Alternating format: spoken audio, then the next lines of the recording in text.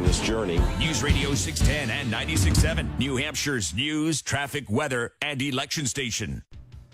Welcome back to New Hampshire today, and delighted to welcome in on the Auto Fair listener lines the governor of the state of Wisconsin, Governor Scott Walker. Governor, thanks for being here. Hey, great to be with you. Thanks for having me on. Well, you've been up here. You've had your visits. You've made some news, and you came back for the recent leadership summit the GOP state party had here just a weekend ago. You're coming back in May, I believe. How seriously are you looking at this, and does the process continue? And what is your timetable for making a decision on whether or not you run for president? Yeah, on the latter part, as you can imagine, our state budget is my number one responsibility every 2 years. So I introduced it at the beginning of February. The legislature's acting on it now. Historically, and we've been on time the last couple of times, it should be done by June. So I'll hopefully have signed, and I have a line on a veto, so I can narrow it down a little bit.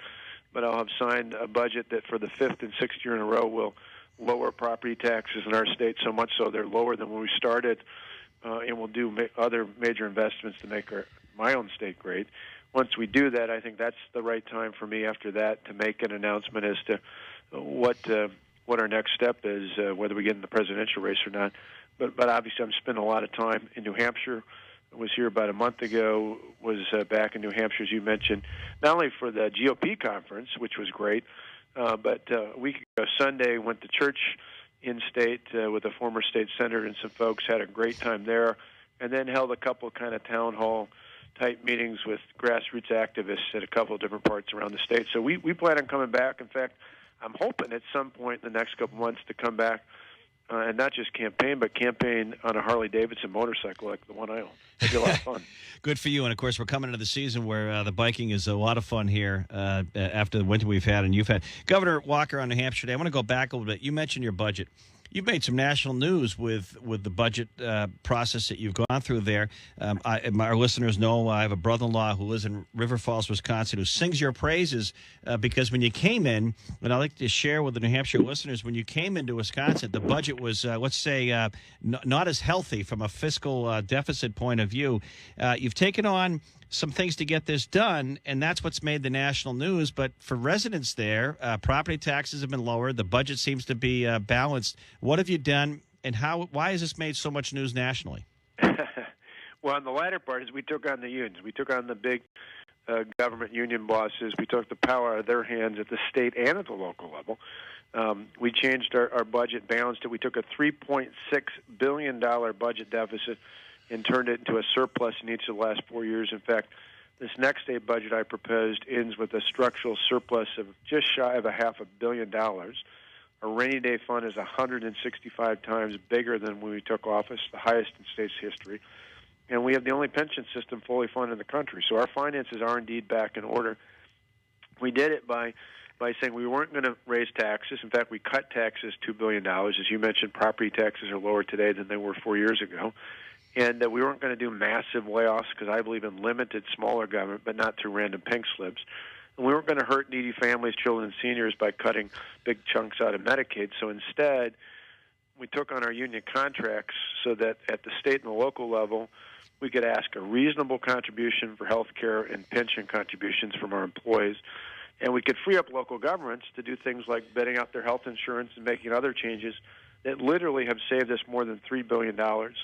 And, again, put the taxpayers back in charge. Let me ask you this, Governor Walker. For you to be successful and win a primary and win an election, you're going to need, obviously, I think some of the analysts are already saying you appeal to a conservative-type voter here in New Hampshire, but you're going to need independent voters. And some independent voters may say, hey, unions on the public side, police, state workers, they're a good thing.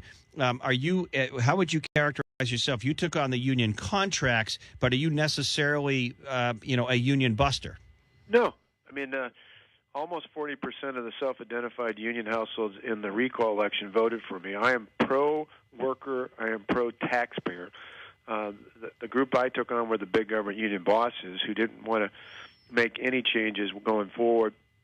And we, per your point about independence, I've won now 3 times in a blue state, a state that hasn't gone Republican for president since 1984 when Ronald Reagan won everything.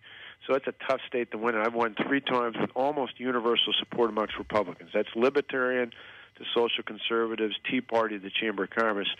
But that's not enough to win, in my state at least. I had to win independents each election by more than 11 percentage points.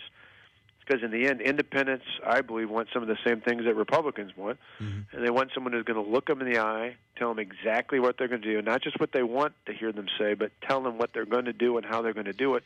And then most importantly, have the confidence they'll do it. They want someone who can fight and win every single day for hardworking taxpayers like themselves. Governor Scott Walker in New Hampshire today. There's several Republican names with this week alone. Yesterday, I had Donald Trump on. Carly Fiorina is on with me today. You're on the show here.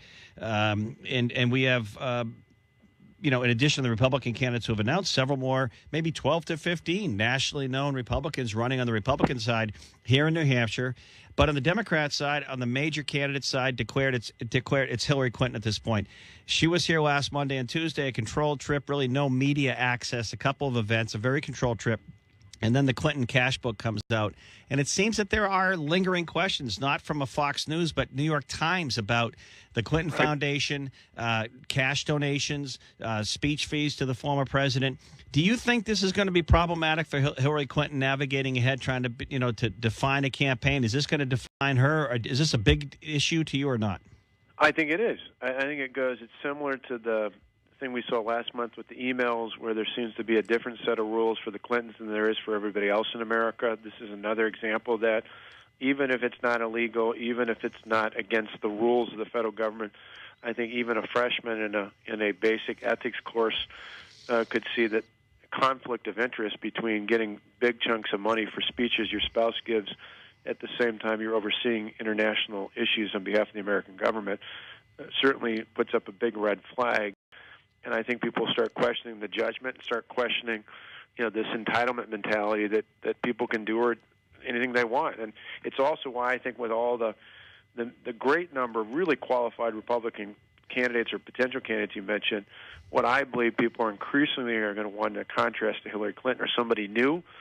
We're going to take on someone from the past who's got all this baggage. We want somebody from the new who's fresh and exciting and dynamic. We want somebody from outside of Washington because most of these problems resonate from Washington. So we want someone who's outside of Washington in the states, away from the mess. And most importantly, I think voters, both Republicans and independents, want someone who's got a proven track record, who doesn't just talk about it. There's a lot of candidates who talk about the fight but have never won on the issues. There's a lot of people who have won elections but never fought on the tough issues. Right. The reason why we're even looking at this seriously is because we've done both. We have fought and won for the hardworking taxpayers. I think that'd be a nice contrast should we get in against Hillary Clinton. A couple of quick questions before we let you go. Do you think the next president will be a governor, a former governor versus a U.S. senator or something else? Do you think that's important? Yeah, I think it's fundamentally important. You look at governors. Governors know how to lead on any number of issues. The buck stops with us. We've got to govern for all the people in our states. It's very similar to what the next president will have to do. And how seriously are you considering running for president? Well, again, I'll make the official announcement one way or the other after our June budget. But obviously, I'll be making a lot of trips to New Hampshire, and I think people in New Hampshire are pretty smart as to why people travel to their fine state. It's not just because there's wonderful people and beautiful scenery, which I plan on enjoying, again, particularly on a Harley sometime in the near future. But, I think people in New Hampshire care about the same things we do in Wisconsin and others across the country. They want to make America great again. They want our children to have a better country than we've inherited, and they feel that's not happening under this president. And what model Harley do you have? I've got a 2003 Anniversary Edition Road King, 21,000 miles on it. If I'm lucky, I'll be able to ride something like that sometime soon, and maybe even for Bike Week. Governor Scott Walker, thanks for joining us in New Hampshire today. Thank you.